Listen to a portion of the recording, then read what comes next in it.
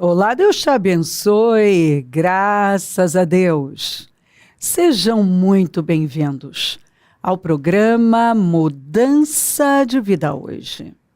Muito obrigada por estar aí e que Deus abençoe muito você, a sua casa, sua família, o seu dia. Que Ele te dê força, saúde mental, emocional, física e espiritual. Um espírito estável, consistente, continuista. Não olha para a direita nem para a esquerda. Deixe o que se foi, não viva de passado. Deus tem uma coisa nova para você.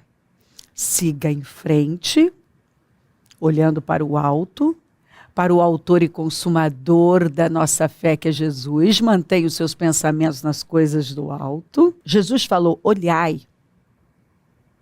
Observa e vigia e ora. Primeiro você precisa olhar. Você precisa prestar atenção. Ei, busca discernimento. Será que o que está acontecendo aí não é um teste? Será que não é o mal tentando fazer você desistir e tomar um rumo que você mais tarde vai arrepender? Então, busca, nós temos que ter esse cuidado. Senhor, me ajuda, me dá discernimento, põe luz nas minhas trevas, fala comigo, o que é que eu não estou vendo? Não me deixa tomar um rumo errado. Senhor, me ajuda. Peça ajuda de Deus. Porque ontem eu ainda falei da passagem que o Samuel, tomado por Deus, mandou que Saul esperasse por ele. E quando o Saul começou a ser testado, e muitas coisas começaram a acontecer, inclusive a demora do Samuel, ele se rendeu a tudo, aos soldados que estavam se dispersando, a imagem do inimigo se aproximando, o fato de Samuel não ter chegado, e ao invés dele ficar com a palavra que ele tinha recebido, peraí, Deus não é homem para que minta, nem filho de homem para que se arrependa, acaso ele falou e não vai agir, prometeu e não vai cumprir? Então, a palavra do Senhor não volta vazia. Uma vez que ela é liberada, ela vai atingir o propósito. Deus vela pela sua palavra para cumpri-la. O céu e a terra podem passar, mas a palavra do Senhor não passa. Então, Deus tem credibilidade. Quando nós encontramos, eu, Senhor, falei. Se ele falou, está falado. Ele é o Senhor. Ele está pronto a responder, a fazer. Tanto que a Bíblia fala que o ouvido dele, ele não está surdo nem aleijado, sua mão não está encolhida. Mas o que faz separação? O que nos separa do Senhor? E que impede ele muitas vezes de agir? Nossas más escolhas, nossa incredulidade, nossa iniquidade. Entendeu? Então, permaneça alinhado com Deus. Confia na palavra dele.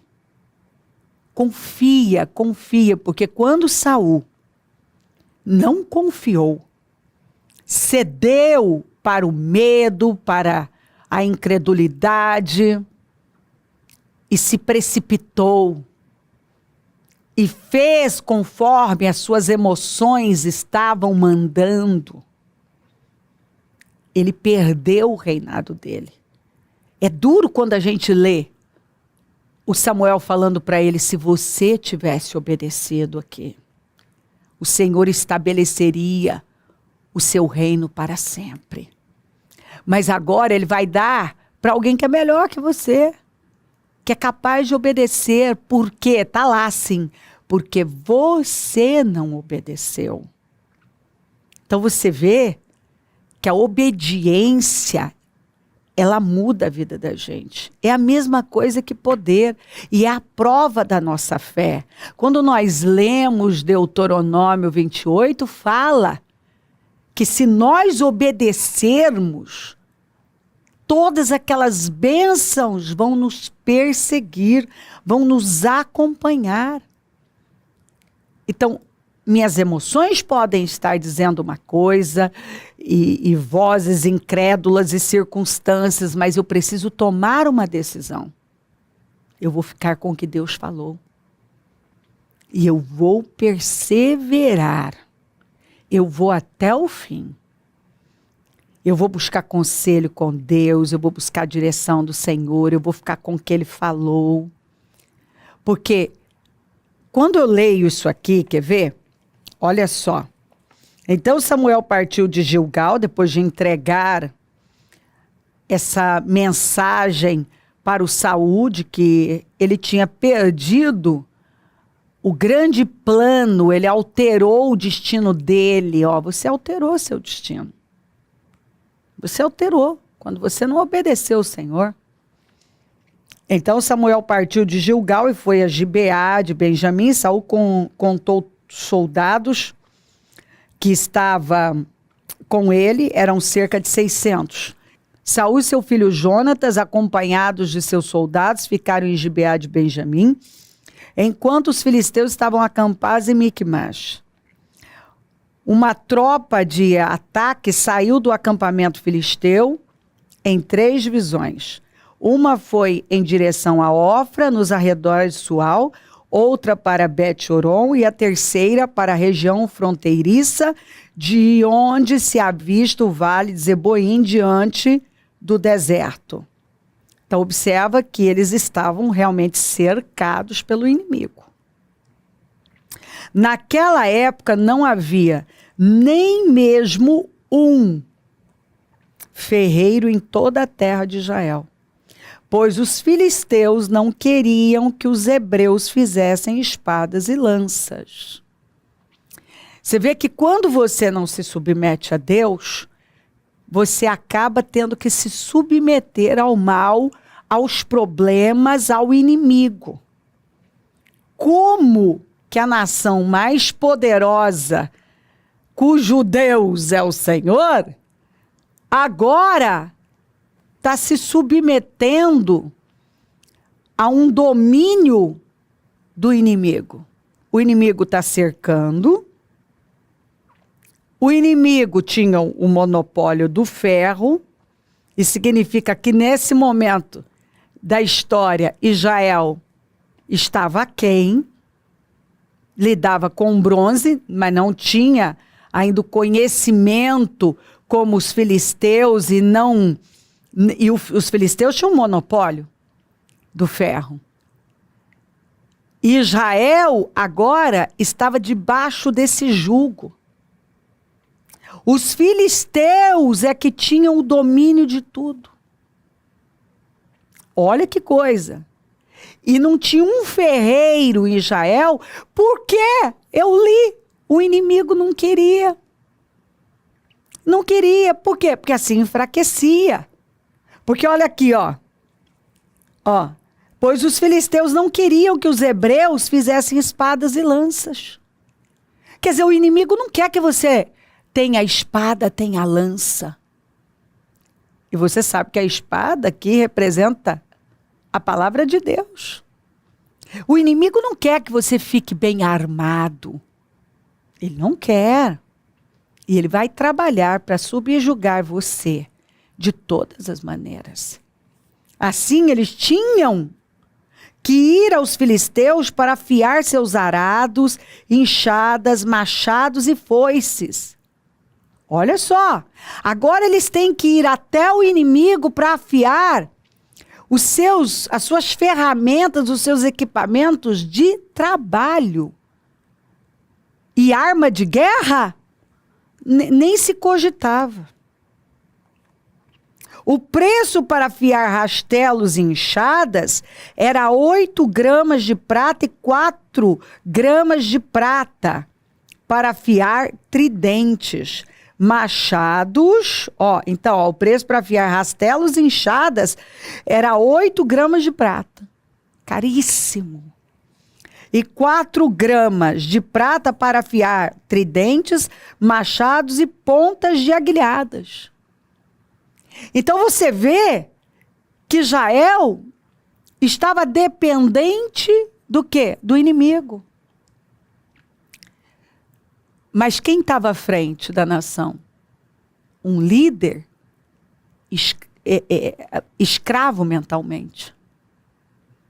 Porque era dominado por suas emoções. E quando as emoções dominam a vida de uma pessoa, quando uma pessoa é dominada pelas emoções e não pela fé, ela toma decisões com base nos sentimentos e nas circunstâncias, é óbvio que ela não vai fazer boas escolhas. É óbvio que ela não está dependendo de Deus. Ela está dependendo das circunstâncias para tomar decisões, dos sentimentos. E aí ela se precipita. O que Saul já tinha feito, se precipitado, desobedecendo a Deus. E a unção vem da cabeça.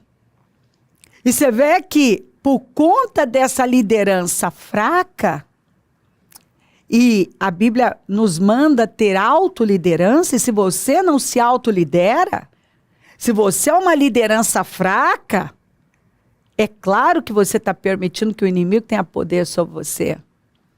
E o inimigo não quer que você prospere. O inimigo quer tirar de você, ele não quer que você cresça. Ele não quer que você tenha mais.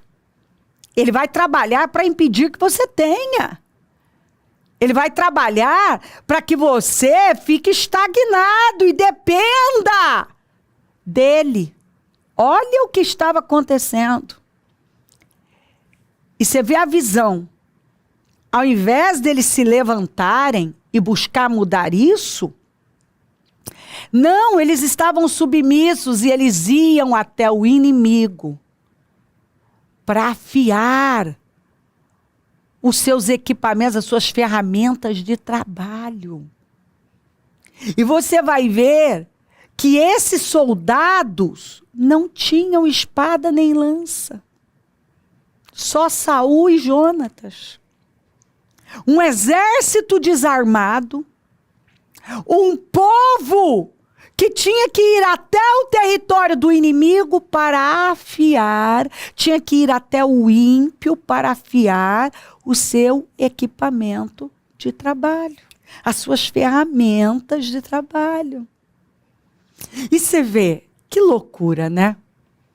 Nós vemos na Bíblia Moisés com uma vara, o que ele fez. Não preciso nem te dar detalhes, você sabe. Ele devastou com o Egito. O mar foi aberto, a água jorrou da rocha. Meu Deus, tantas coisas aconteceram usando aquela vara. É incrível. E Sansão, com a queixada de jumento, matou 1000. E Sangar, com uma guilhada de boi, matou 600 filisteus. E Eude, meu Deus, você vê o canhoto com a espada que ele fez. Então assim, nós vemos nas Escrituras gente fazendo coisas assim incríveis, com coisas assim, usando coisas que ninguém dava valor. O Davi, com uma pedra, uma funda, derrotou o Golias, a arma mais perigosa e poderosa dos filisteus. Quer dizer, quando uma pessoa confia no seu Deus e usa o que ela tem, ela vê a glória de Deus. Mas quando ela cede para o medo, para a incredulidade, ela não confia. Ela não usa o que ela tem. E aí o que ela faz?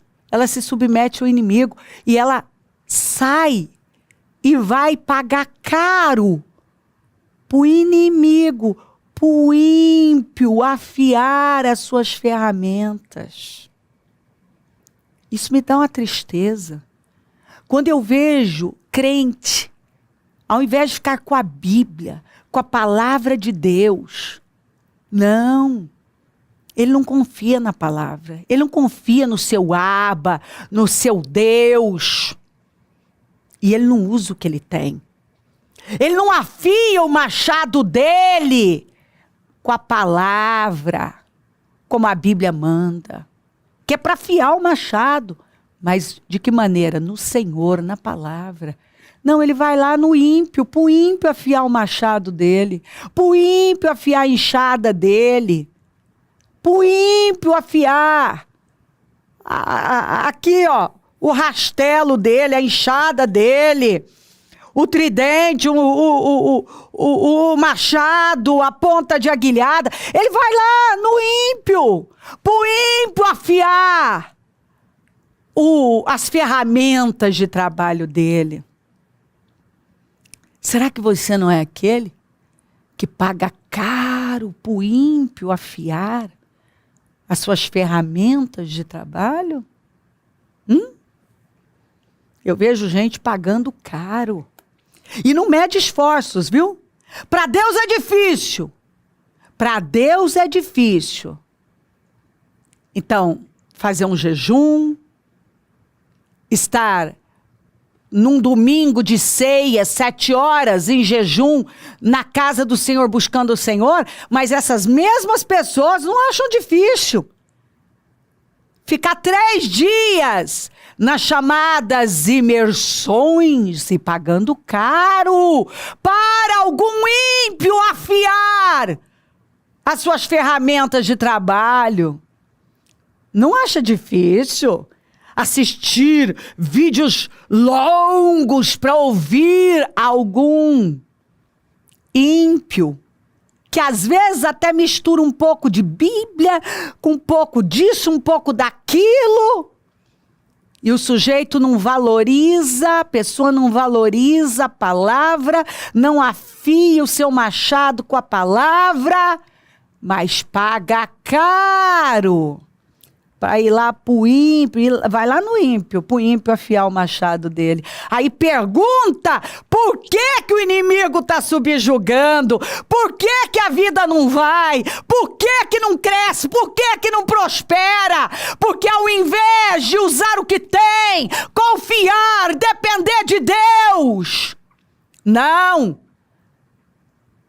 Prefere se submeter ao inimigo e ir lá pagar caro para que ele afie as suas ferramentas de trabalho. E você vê que o inimigo, vai ver se ele contava o segredo, vai ver se ele deixava Israel ter um ferreiro. Não deixava. Não deixava, por quê? Porque não queria que Israel crescesse, queria Israel desarmado, sem espada e lança. Não queria que eles fabricassem espadas e lanças. Queria eles subjugados mesmo, para que eles pudessem dominar. E é isso que tem crente que me dói, viu? Quando eu vejo crente se submetendo a essas coisas, ao invés de ficar com a palavra, ler e ver quantas pessoas que não tinham possibilidade nenhuma e que fizeram coisas grandes porque dependeram de Deus. O próprio Davi, que tem gente que adora falar de Davi. E diz Salomão, tem gente que usa Salomão para tudo. A sabedoria de Salomão e não sei o que de Salomão. Mas Salomão só adquiriu a sabedoria, a inteligência, porque ele pediu a Deus. Foi Deus, veio de Deus. O que ele fez para ter aquilo? O quê? O quê? Foi o ímpio que deu para ele? Foi a faculdade que deu para ele? Foram os livros que deram para ele? Não! Foi uma submissão a Deus, uma rendição a Deus. Foi quando ele se humilhou e disse: quem sou eu para liderar essa nação, o seu povo?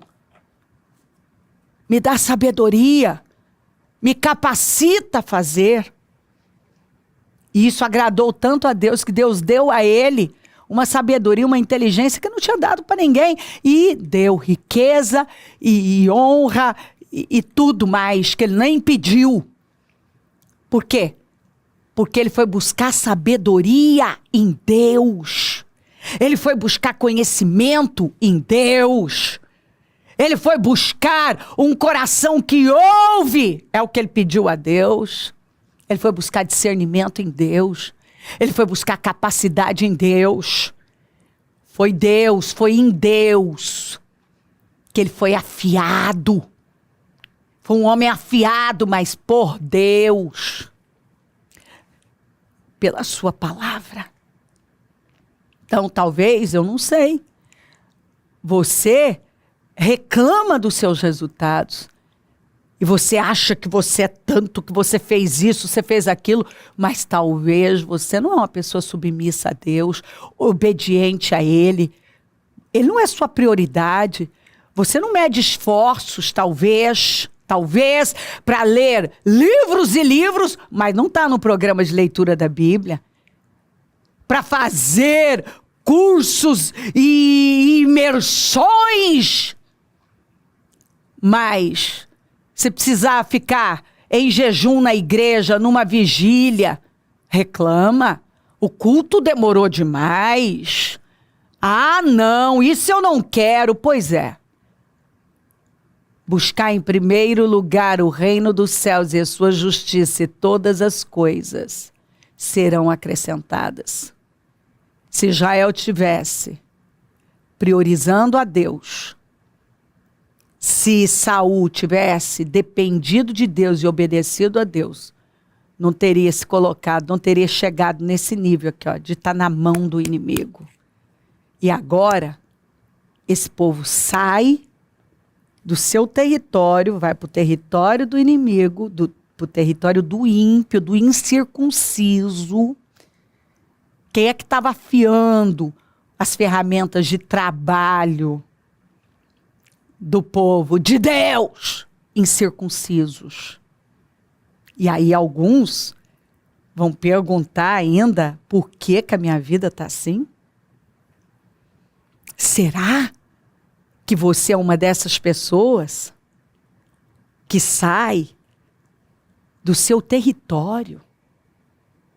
Você diz que teme a Deus, que Deus é o seu Senhor, mas na hora de afiar as suas ferramentas de trabalho, você vai lá atrás do incircunciso? É um incircunciso? É o ímpio que está afiando? Você está tomando conselho com o ímpio? Você esqueceu do Salmo 1? Você está buscando como referência o ímpio? Você está buscando sabedoria no ímpio? Essa sabedoria, a Bíblia diz que ela é a natural, ela é humana e ela é demoníaca. Porque se a sabedoria não vem do céu, ela não vai te acrescentar. Pode acreditar. Você precisa de algo muito maior. Porque eu que lido com pessoas, já encontrei gente que tinham tudo, só não tinham a bênção, o favor de Deus. E os seus títulos, os seus cursos, os seus conhecimentos, a sua influência, as pessoas que elas adoravam apresentar. Eu estive com fulano e com não sei quem, eu fiz isso, eu fiz aquilo, eu tive não sei aonde. E a vida estava no mesmo lugar. E às vezes aquele que não tinha nada daquilo, estava com a sua pedrinha, a sua funda, estava fazendo coisas assim estrondosas, derrubando gigantes e gigantes. Vamos, em nome de Jesus, se submeta a Deus, obedeça a Deus. Porque o inimigo quer você desarmado, quer você dependente dele. Não dependa de incircunciso. Não vá no ímpio para afiar suas ferramentas de trabalho.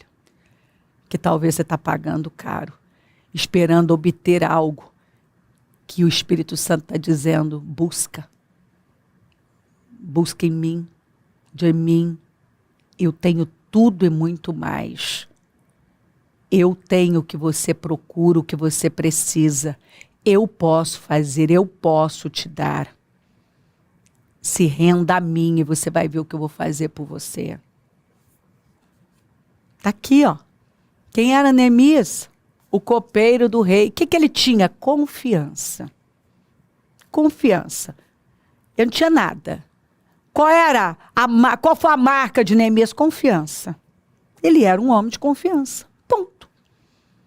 Essa é a grande virtude, a marca da vida dele, confiança. Confiança. E olha o que esse homem fez. Com a graça, com a unção, com o favor de Deus. Ele fez coisas que gente muito maior que ele, muito mais capaz, não fizeram.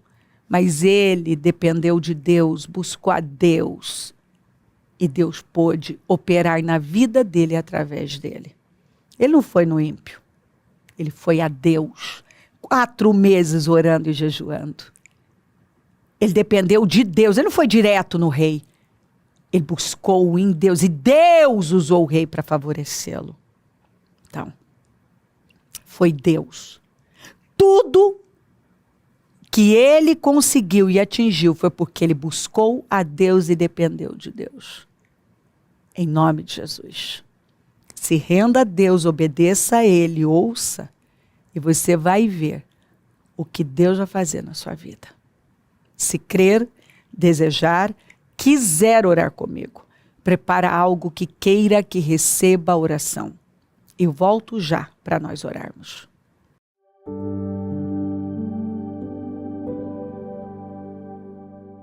Senhor, meu Deus e meu Pai, eu oro por cada vida querida que está comigo e peço que essa palavra tenha iluminado o entendimento dessa pessoa e que tenha aberto os olhos espirituais dela, que ela decida se voltar para o Senhor, depender do Senhor.